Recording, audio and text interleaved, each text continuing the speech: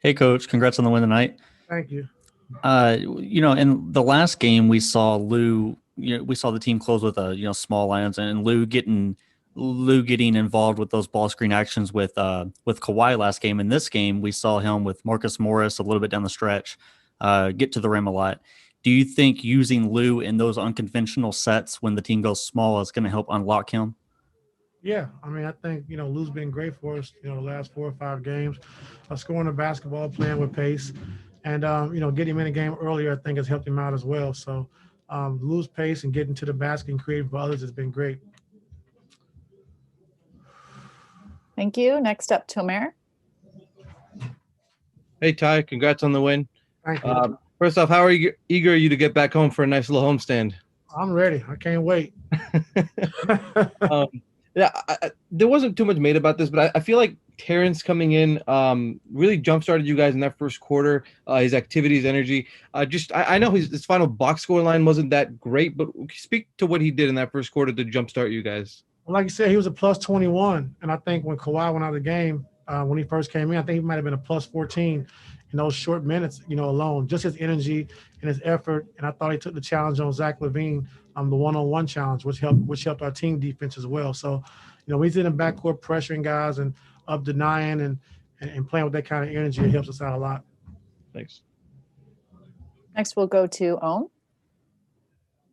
Hey, Ty, after Trez left in the summertime, people were wondering, that would be a blow to the second unit. Tonight, you get like almost 50 points from Marcus, Zoo, and Lou. And you just talked about Terrence Mann. Is this second unit kind of starting to feel its way, like starting to know its roles and know getting more comfortable? Yeah, I think they're starting to understand how to play with each other, what to look for. I know Lou's been on Zoo a lot, just trying to get him on the same page, and they're figuring it out. And it's new for Zoo, it's new for Lou, it's new for Twin coming off the bench, but they're starting to figure it out. So that's good. We just got to continue to keep working. Thanks, Ty. So next, Andrew Gray. Hey Ty, congrats.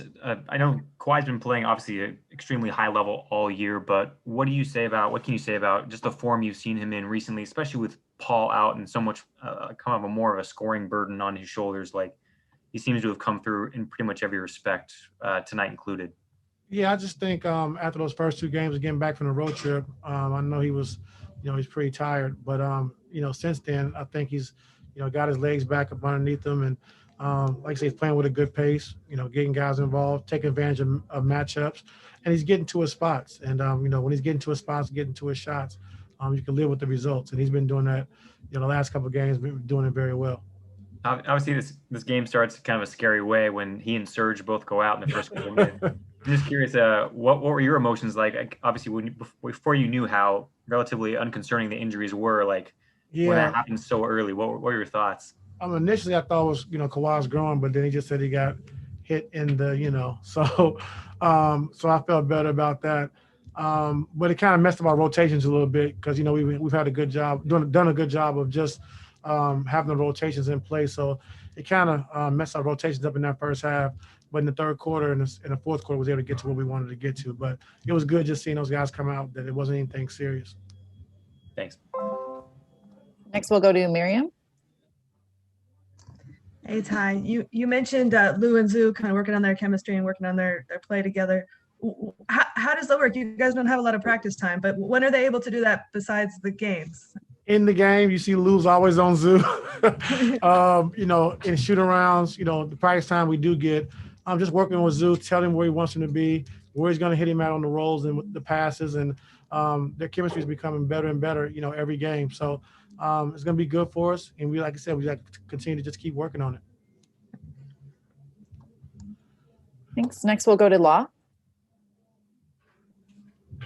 Congrats on the win. We talked to you before about how difficult pick and roll defense is. This Chicago team clearly struggles more with pick and roll defense. And it seemed like Kawhi really got to his spots. It was just incredibly efficient. Especially at halftime, how are you able to basically look at how they were playing you and just say, we're just going to keep doing the same things over and over again and attack their weaknesses?